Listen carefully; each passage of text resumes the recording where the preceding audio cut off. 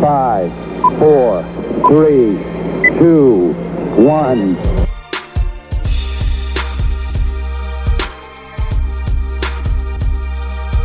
Well, hey, all you salty dogs, it's been a while since we've been around. Got a lot of things going. As you can see, the boat is out of the water.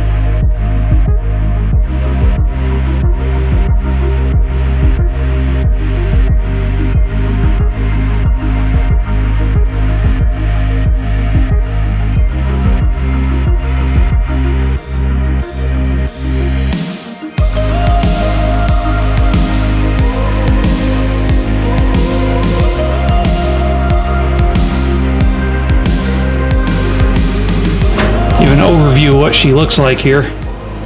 Had a good amount of stuff growing on her. I mean, that bottom paint held up pretty well. And you've got some clumps of barnacles here and there. So, and she was definitely due.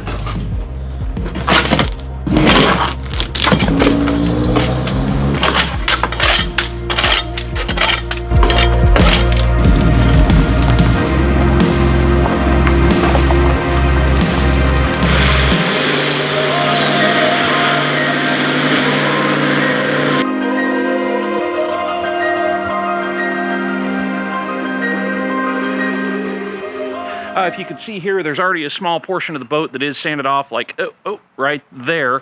And we've started working on this. I'm waiting for some new sandpaper to come in. The stuff that I got, it works, but it doesn't work very well. The paper likes to pack up. On the bottom here, someone had used a bunch of copper to make up some homebrew copper coat, and that homebrew copper coat was just epoxy and or it might even have been polyester resin, I'm not sure, but it was some type of resin and copper powder put together, and they lathered that on there about 1/16 of an inch thick, and now it's starting to peel off the hull, so I'm going to have to strip every last bit of it off of there because it's just failing, and the paint was failing with it. So the good news about that is, though, is I thought that the hull had some blisters. I thought I was going to have to do a sail life and strip the whole bottom, but the upside of that is I no longer have to do that. And so instead, all we have to do is get this copper coat off of there. There's a couple of minor blisters to fix, and she looks pretty good. For those of you that maybe haven't followed the channel or don't know, this is my boat behind me here. It is a 1966 Spencer 42 sloop. And today I wanted to answer the question, because she is starting to need a lot of work now. I'm starting to have to do a lot of things to her. Did I make a mistake buying this boat? And what are the future plans? Well, first of all, did I make a mistake buying this boat? Well, I'm going to wait till the end of the video to talk about that. And first, we're going to go through everything that's wrong with it right now, everything that has gone wrong, to kind of give people an idea of what they might be facing after buying their first boat. And so come on, let's go around, and I'm going to show you guys everything we're fixing to do in this refit of the boat. And then I'm going to come back and give you my final thoughts. So let's go check it out. Well, first and foremost here, we need to talk about this. This is the bottom, and as you can see, we've got gel coat below here, and then this red layer that you see poking out here, this is that homebrew copper coat, and then you've got blue bottom paint over the top of that. That blue bottom paint is Petit Trinidad SR, which is the slime resistant. Now, that Petit Trinidad, I'm fairly happy with how this paint held up. The Petit, it was put on in, I believe, 2014, and I didn't come out of the water until 2019, and it held up fantastically. So the boat was in the water the whole time. I did buy the boat in the water, and I was going off of the survey that it had, and I know there's a lot of varying opinions on that. I looked at the boat and I said, hey, this thing's in pretty good shape as it is. I said, okay, if it does have blisters, if it does have problems below the waterline, we're just going to have to deal with it. And so that's the understanding I went into when we bought the boat here. And so I'm going to go back with this paint again. Probably, I may go with another paint that Petit makes, but it'll probably be the Trinidad SR again. Just because it performed fairly well. So if you're thinking about using that paint, I would say you definitely won't go wrong with the Petit. The other thing that we're going to need to do in here is we are going to need to dig this through hole out right here. You can see this through hole transducer is bedded up into the hull, and so I'm going to have to grind out everything around that to get access to the flange so that the thing can come out. So we're going to have to dig in here a bit, and then once all that's done, this is all going to have to be refaired and made pretty again. That won't be a problem though. This through hole right here, this is for the depth transducer, and it is one of the old spinny models. The thing, it does not work all the time, and it does not work great when it does. I mean, for the day, it was great technology, but that's 1960s technology there, so that's going to be going away, and really happy to be getting rid of that. We're going to be going to a Furuno transducer that'll feed into the NEMA 2000 network, so that'll be great, but that is going to have to get dug out around that. After you see next week's video, you're going to understand why we're removing this through hole, and we are going to be moving it over here. Now the next through hole we're going to be replacing is this one right here. It is again a smaller through hole, but this through hole is going to get turned into a larger 1.25 inch through hole, and it's going to become the intake that handles the raw water for the engine, the sink, the water maker, the washdown pumps, and for the toilet. I'm going to build an onboard saltwater system, and that's going to allow me to remove several through holes below the water line. And the reason that we're doing this is anytime you can get rid of a hole in the hull of your boat, that's a good thing. In my time out here on the water, I've seen several boats sink, and it's normally not for the reasons you'd think it is. I mean, most people have a vision of like the boat smacking into a rock or something like that and the hull busting wide open and the boat sinking. I have never seen that happen, but what I have seen happen several times is where you have one of the through hole fittings come in, get broke off, and then the boat will sink. I know there's been other sailing channels that have had boats sink for this reason. And so that's the reason why, if you have a chance to get rid of a through-hole valve, it is a great thing, and that's the whole point behind many of the projects that we're doing here. So by removing all of these different through holes for the sink, for the toilet, for the engine, for the cockpit drains, what that does is that just gives me about 4 fewer holes in my boat below the water line that I have to worry about, and it just means that the hull has that much more watertight integrity. A lot of these boats that were built in the 1960s were built incredibly strong, and the reason for that is they didn't understand how strong fiberglass was. So if plans called for an inch of wood somewhere, they'd put an inch of fiberglass, no coring material, just solid glass, and that made for some extremely strong, extremely stout boats, and this Spencer 42 is one of them. I've had a couple of times now where I've had things crash into the boat, I've had another boat hit my boat, and it didn't do any damage to my boat, despite the other vessel being damaged severely. And so for me, that was kind of a good sign that, yes, this thing is very strong. I've had times that logs have bumped into it, things like that. And so I have a lot of faith in the integrity of the hull. Down at the turn of the bilge, she's almost 3 inches thick. She's an inch thick at her thinnest. And so while, yes, I do concern myself with running into things, you never want to purposefully run into anything. You always want to avoid it if you can. If I wind up in the situation where this boat hits something, I know that I'm going to be safe, whereas with a newer boat that has thinner fiberglass, because in newer boat construction, generally speaking, you're 3/8, maybe even down to 1/4, up to 1/2 or 5/16 thick. You have a coring material, and then you have a fiberglass skin on the inside of that coring material that's anywhere from 1/16 to 1/4 of an inch thick, depending on the build.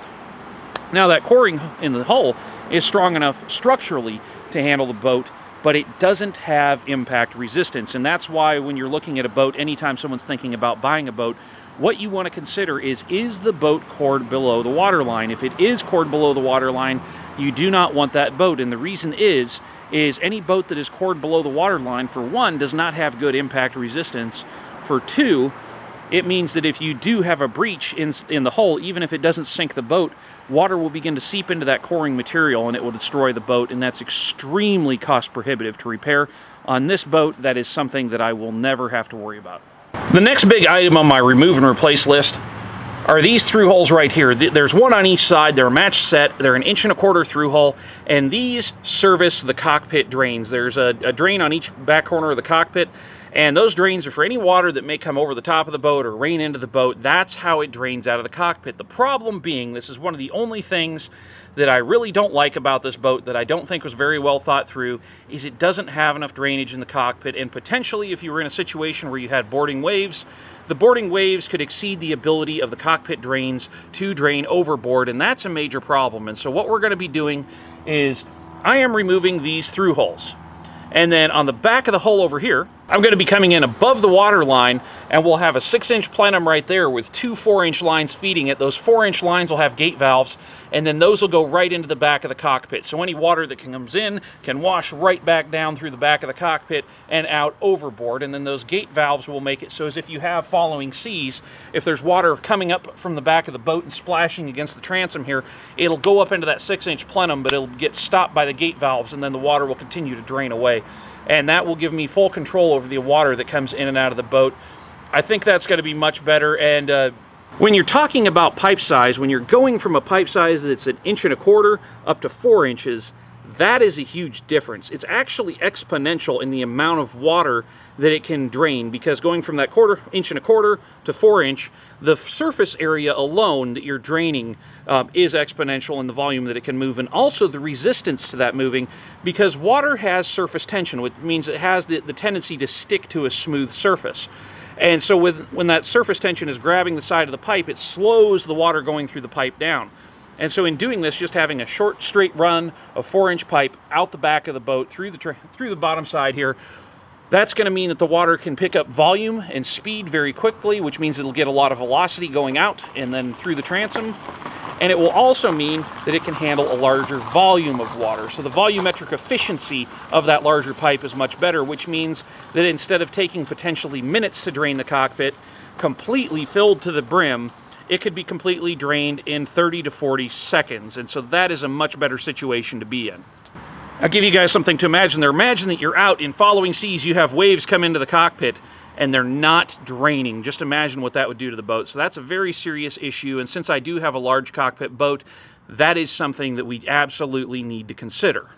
Then the through hole in the middle here is the water intake for the toilet. That'll be incorporated to that system as well. All right, now the next bit of fun we're going to be having is this right here, this tow rail. This is something that has been a little bit of an annoyance to me the entire time I've had the boat, because for one, it doesn't drain very well. There's just these little tiny slits that are cut into it for water to come out. And so what we're going to do is that's going to get cut down. It'll get a nice rounded edge on it. It'll actually get cut back a bit further. The end of that will get filled with thickened epoxy, and then when I glass over the top of it, that'll just become a nice rounded edge. And then that'll allow anything just to spill out through here. This space here, just, you know, once you get a little bit of dirt, dog hair, whatever else in there, it likes to drain up, or it likes to clog up, and then it doesn't drain well. The other thing that's going to happen is I'm going to epoxy a piece of fiberglass rod right here to the bottom after the fiberglass is all on. And what that's going to do for me is I will take that and I will shape it so it has kind of a curve to it. So the water coming over the top of that, you remember the surface tension, you get laminar flow that way, and what it'll do is it'll make the water spill away from the boat instead of dribbling down the side, leaving streaks down the side of the hull. The other thing is there's bolts underneath every one of these little plugs that you see on here.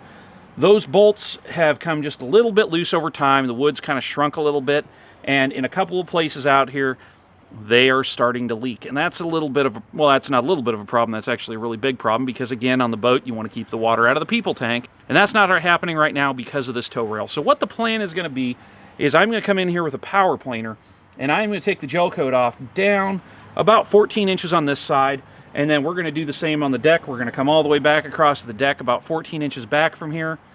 Once I've made the cuts in the tow rail that are necessary and taken care of a couple other things on that, we'll come back in, we'll put a nice thickened fillet in here, thickened epoxy fillet or thickened fiberglass. I'll probably just use vinyl ester resin for this. So we use a vinyl ester fillet, and then we'll come in and we're going to lay glass up over the top of this. I'll use some of that 75-gram biaxial. 3 layers of that over the top of the tow rail here. I will ferret first, and what that'll allow us to do is that'll make this sealed. And actually, in later models of Spencer's, this is how the factory did it. And so that's where I got the idea for this modification from, is looking at some of the Spencers that were built after this one. And that's one of the things that they had a few problems with over the years. This rail would have to be unbolted, it'd have to be resealed underneath. So instead of screwing around with all that, I'm just going to go ahead, I'm going to glass it into the boat. It'll never leak again. I think that's the perfect way to handle that. And that moves me on to the next thing we're going to deal with here, which are the lifelines. All across the boat, everywhere there's a lifeline, there are at least 4 holes right there where it has to bolt into the deck. This isn't a good thing because that's just 4 more places for water to get inside the boat. Now, following Tula's Endless Summer, they visited another boat, a catamaran, that had gone with carbon fiber lifeline stanchions, And watching how they did it, I really like the idea, so that's something we're going to be doing here as well, is everywhere one of these goes through, on the bottom side of the hull, I'm going to epoxy a big fat block of Purple Heart up in place, a big piece 2 inches thick, probably 6 inches wide by 4 inches, or possibly 6 inches, just depending on the size I need. That'll get epoxied up in place to the bottom of the hull. Once that has been epoxied in place, I will come in from the top side and drill down with an 1 1/8" Forstner bit, and then I will stick a fiberglass rod down in there, a 1-inch fiberglass rod with some thickened epoxy, which will hold that in place. And once that's cured, there's going to be no pathway for water to go in through the base there, and then the carbon fiber tube that you make the new stanchion out of just slides down over the top of that, and then it's just held in place by the Lifelines themselves. I think that setup's going to work incredibly well. It looks something really good to me. That carbon fiber is actually stronger than the stainless steel arms are, so I'm going to gain strength in doing it. And the thing is if it does break, the weak point in that is probably going to be the fiberglass rod. The upside of that is that if I need to replace one of those, I can just take my multi-tool, trim that flush with the deck, drill back into it the Forstner, epoxy another piece of fiberglass rod in there, and it's repaired. That's all the repair will take. It's something that can be done in a day.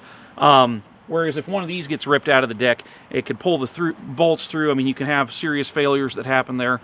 So I'm actually going to be getting a better boat out of that in the end. The other great annoyance in my life is up here on the foredeck. The problem is when the anchor comes over the front of the foredeck, it brings a lot of mud up with it, and that mud just sprays back across the front of the foredeck, which means that in order to get off the deck, yeah, you got to wash it all off, and then all that mud washes down the side of the boat, and it's horrible to clean that up every time. And so what I'm going to do is, you can see where this little black piece of tape is right here. This is where the bulkhead is below. So on top of that bulkhead, I'm going to put a block of lumber as a core on here. I'm going to wrap a layer of fiberglass over the top of that, a couple of layers of fiberglass over the top of that, and then through this the tow rail, I'll cut a notch through each side of there, round that out, make it really pretty, and then put a little drain in there to make the water drain away. And then what that'll do is anytime I come up here and have to wash the deck down, all I have to do is wash the spot. It'll contain the mess here, so it's not going down my side decks. Another annoyance to me here are these port lights. As you can see, this one here has standing water sitting inside of it. And so the port lights are definitely on the replace list. They are kind of going to need to be resealed when we do the paint anyway, so I'm going to go ahead, hog those out, and put a set of Newfound Metals port lights in there that will actually drain instead of holding water inside. And so that'll be fantastic, so I'm not getting water in the interior. Now the other thing we're going to be dealing with on this refit is all of this textured deck here. As much as I love it, it's all got to come off so the boat can be painted, because paint will not stick to this. So I've got to sand all this down smooth, and then we'll be going back in and using soft sand and putting that on in the paint, doing a really nice pattern on deck. There is something that really has bothered me on the boat, and that is that this surface here only goes back so far. And then once you get back halfway here while you're working on the boom, there's no grip on the deck there, and I've slipped several times. And so it's going to be really nice to have a good grippy deck surface up here.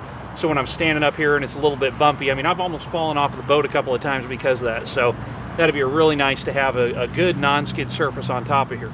And that brings me to another thing we'll be dealing with is these Dorade boxes. These are going to get pulled off of here, and I'm going to rebuild new ones out of fiberglass just so they're not a maintenance item. I want to get rid of all of the wood on the exterior of the boat that I can.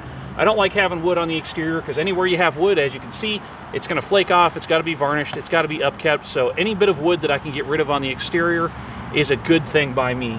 And the other thing is on the other side, the Dorade that's over there is going to get replaced, and that's going to become the chimney for the fireplace we're putting inside. And that means I'm going to wind up taking 2 more of these and putting them a little bit further back on the boat. So as you can see, I've installed the Furuno Autopilot right here, which I'm fairly pleased with. We're actually going to have a whole video series dedicated to the Autopilot, so we will be doing that. But I just want to touch on it. We did install this here. This is just a temporary enclosure I set up at the helm here, so you can run the Autopilot, and then I can mount my tablet right there when I'm doing navigation. But we're going to talk a whole lot more about that in a later video. So now we're inside the boat, and I'm going to run you guys through everything in here. Please bear in mind, it's a little messy right now. Got a major project going on in here, so please do not expect a clean boat right now. Starting up here in the V-berth, I've already done a bunch of work up here. There is some more to do. I need to pull the side liners back out. They're called ceilings. I need to pull the ceilings back out, and I need to put insulation in behind those. There's some other things to take care of. There's a bit of discoloration in the wood down here that needs to be taken care of and cleaned up. But overall, there's not a whole lot that I have to do up there, and I'm pretty happy about that. Although underneath the bed, there are battery systems down there, and one of the previous owners had decided to cut the tube that went back to the bilge and put a Clorox water bottle there to catch water that was coming off of the anchor locker. So that was a really big problem, and that's something we're going to be tackling on this as well. And I will have a whole video series on what I'm going to wind up doing with that anchor locker. So now we're going to step back here and take a look at the head. And this room here is pretty scary. It really needs a lot of work. The old Wilcox Crittenden there, she needs a complete rebuild. Previous owner had done a horrible job and just butchered this cabinet all to death, installing this electrosand unit here. Those electrosand units are no longer legal in Puget Sound. There is a holding tank that plumbs out through the back wall over there, but we're going to be plugging that hole, because what I'm going to have to do is this entire cabinet here is going to get cut out of here. And then so is the back cabinet there too. I hate to lose that nice little back cabinet, but what we're going to be doing is up in this space that goes back here, we're going to be building a holding tank that goes in there that's above the water line, and then the toilet will pump up to that holding tank. So I think that'll work fairly well. And then the entire inside of this room, which I can't even really get in here very well with this camera, but the entire inside of this room is going to get fiberglassed and turned into a waterproof room, because right now the boat does not have a shower in here. So we're building a shower pan in the bottom, and that will help things greatly on this boat, because it'll give me the ability to stay clean. The thing with this is in order to stay clean on the boat as it's been, I've either been showering at the gym, showering at the marina, or in worst case scenario, doing a bird bath in the cockpit with some hot water. Don't want to be doing that anymore. So it's going to be a really nice thing to finally have a shower on this boat. And that's actually one of the things that helped me get a good deal on this boat, is it not having a shower. But as you can see in the head here, though, a lot of work to do in here. We're going to get this all stripped out, build a new cabinet in here, build that holding tank in behind. I'll be building that out of some Coosa board, which there will be a whole video series about that. But this is one of the first projects that we need to tackle in order to get this boat shipshape. All right, now moving back out here into the salon, let's go out here and take a peek. On the port side here, we've got this big settee here, which I do like. I'm going to step around the other side here so you guys can get a better view of this thing. It's this space here has been one of my most difficult spaces to deal with on the boat, simply because it doesn't really work well for anything. If there's any one thing I had to point to that I don't like about this boat, it's the way that this bed here is set up, the way that this settee is set up. The top flips down, it makes a little seat there. The problem is, when I flip that down and lay on it, my shoulders are so wide that my right arm is completely off and just hanging there. So it's really uncomfortable to lay on unless you lay on your side, and then it's not that great. And the top is just really narrow. It's only about 20 inches wide, so it doesn't really give you a lot of surface to lay on. And so this is going to become a huge project here. What we're going to do is, you can see back here, it's got this little shelf. We're going to cut this shelf flush with this cabinet back here, and then we're just going to get rid of the fold down. And then on the bottom, all of this is going to get torn out, and it's going to get rebuilt. And I'm going to pop a drawing up on the screen here so you can see this. And what that drawing is that's looking at the port side here. And so what it's going to turn into is the bottom's going to get raised 6 inches. It's going to get a 75-gallon water tank built in there. And then in the front, it's going to have these drawers that come out that I can store my tools in. And then it's going to have more storage for parts in the back of that. So that is going to be absolutely fantastic. And then we'll come over to kind of my second least favorite spot on here, which is actually where I do most of my work. It's, you know, I've got all kinds of stuff, all kinds of tools, materials for the boat right now. So please excuse the mess there. But this here is all going to get torn out as well. And what's going to happen is, back behind over here, again, this is going to get another 75-gallon water tank built under here. This side's a little bit wider, so I have a little more room to work with. And then these will just become really good storage space under here. But by rebuilding that, the one thing I don't like about this dinette is that it doesn't have rounded corners. They're square, so it's kind of uncomfortable to sit anybody in that corner. And it doesn't have any type of backer pad on here. So what we're going to wind up doing is, I'm going to rebuild this where the table is just about 2 inches smaller on each side. I'm going to put a set of pads on the back here, and I'm going to put a nice rounded corner in there. And then I'm going to do the same thing on the seat in here, nice rounded corner on the inside, so someone can sit in that corner and work their way all the way around and make this just a little bit more comfortable of a place to sit. The other thing is you have this cabinet that's behind here, and this cabinet is great, except for the fact that you can't stand any books up in there. And so all my reading material and everything, it's really disorganized. I got a bunch of DVDs in there as well. and that cabinet just doesn't work really well for what it is. Now, that is going to become my food storage cabinet, but as you can see, there's this white pipe right in the middle here, and before this becomes the food storage cabinet, that white pipe's got to go, because that is the poop pipe, and I do not want to be storing food next to the poop pipe. So by moving that holding tank into the head, that's going to get that pipe out of there. That's why that project is also so important. And then the other thing is down below the floor here in this bilge, that's where the septic tank is right now, but it doesn't give me any access to that bilge, and so that's a problem. There will be a whole video on that series dealing with that as well, so we'll deal with that when the time comes. Moving forward from here, there is a 50-gallon water tank underneath the floor right here. That's my current water tank. There is another 50-gallon diesel tank under the floor right here. And so what that's going to do for me is I'm going to take this water tank, because that water tank, as you can tell, is directly below the toilet, which is right there. And if that toilet ever leaked out down into the bilge, it would be leaking on top of that water tank, and I really don't like that idea. I think that would be pretty horrible. So what we're going to do is this tank is going to become a diesel tank, because I can separate that with a separator if it ever gets any water or liquids in there, but I can't drink it if it gets any poo in there, if it's drinking water. So that's going to give me 50 gallons of diesel there, 50 gallons of diesel there. That'll give me 100 gallons of diesel, which this boat uses about half a gallon an hour at 5 knots, maybe 6 knots. So you just figure 5 to be on the safe side. So half a gallon an hour, 100 gallons, that will give you enough range to go 1,000 nautical miles under motor. That should be more than enough with this boat. And then the water tanks on either side, between the two of those, they'll be about 75 gallons a side. So we're going to have about, I'm guessing, 145 gallons usable. Maybe I could squeeze just a little bit more out of them. We'll deal with that more when I get to actually building it, but that's going to be a fantastic thing, having that water capacity.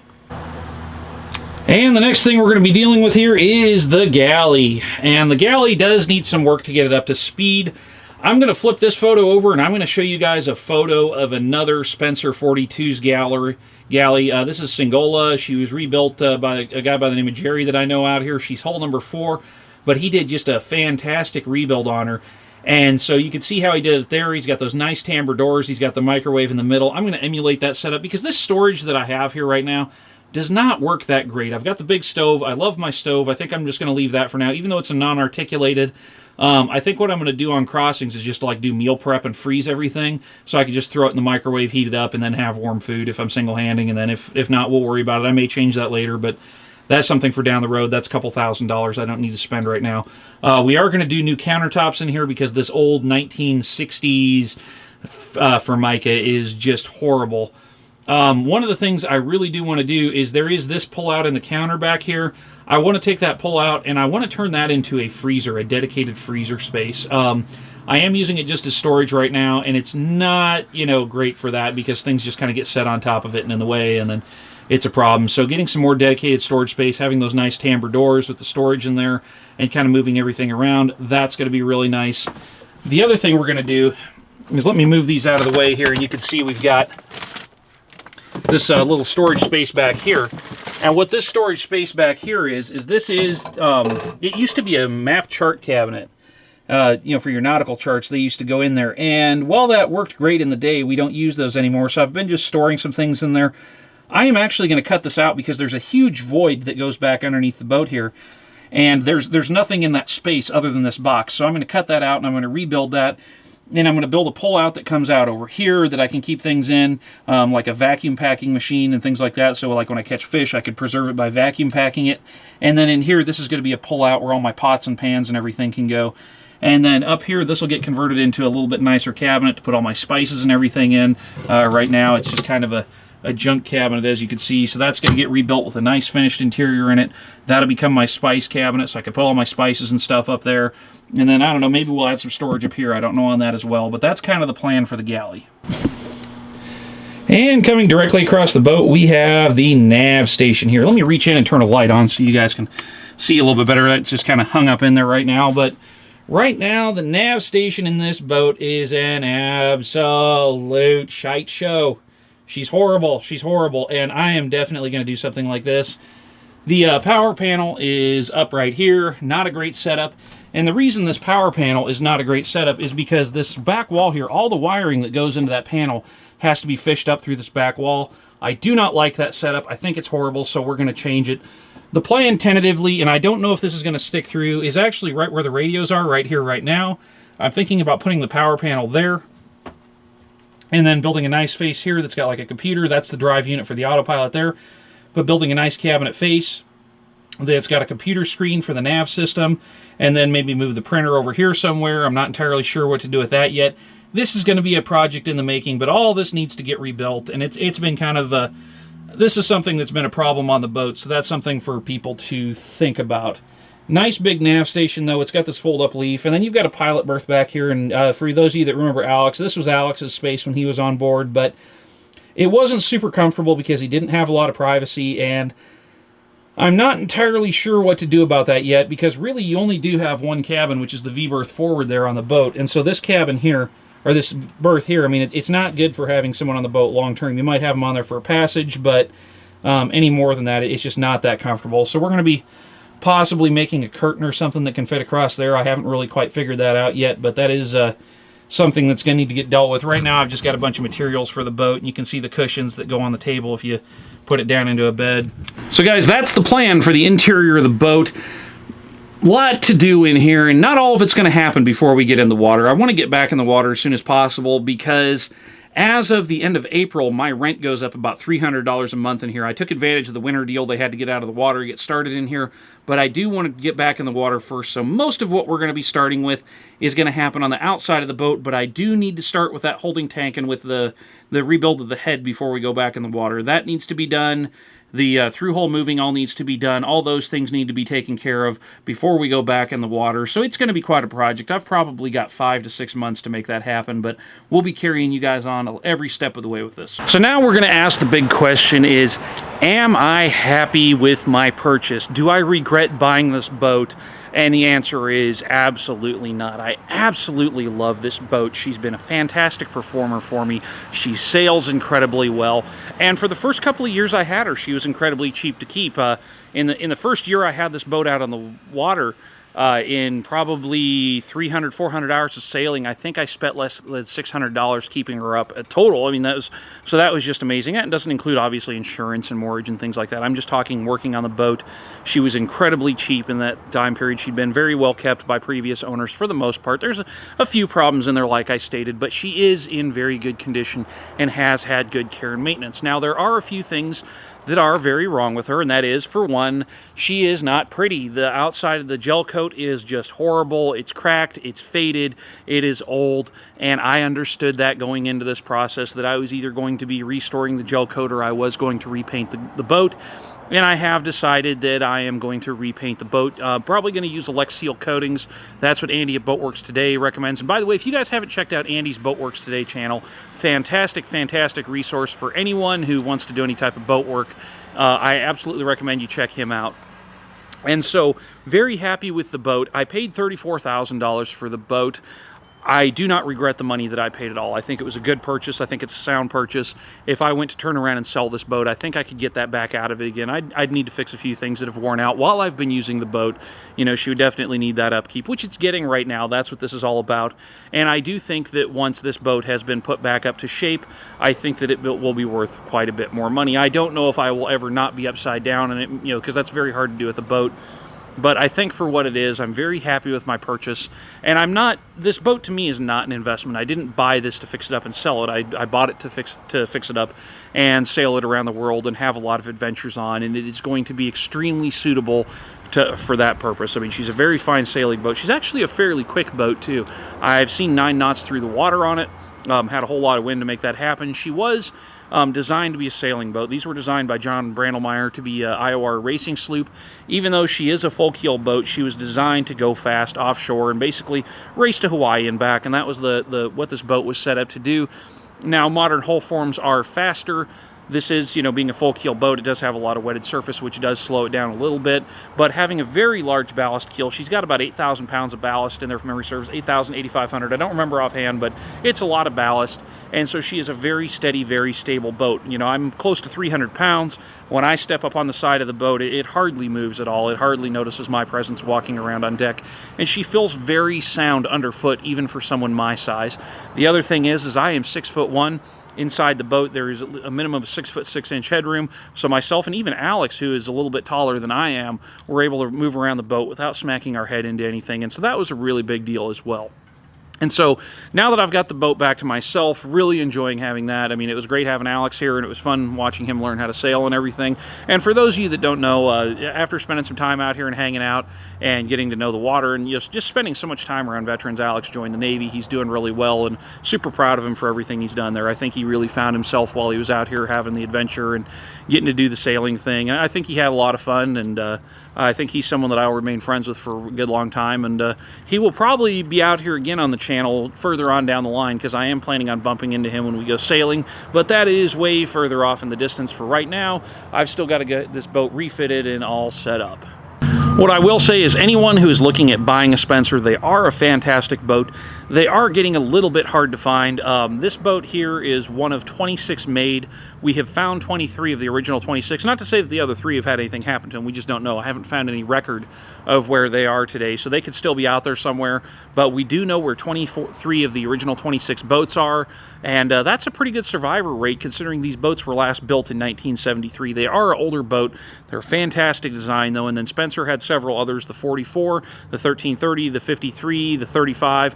The 35 is actually a fairly famous boat. Built, Hal Roth is one of those, had one of those. His Whisper took him all over the world in it. He sailed a couple 100,000 miles in her, had all kinds of adventures, went around Cape Horn, so they've always had a reputation for being a very robust boat.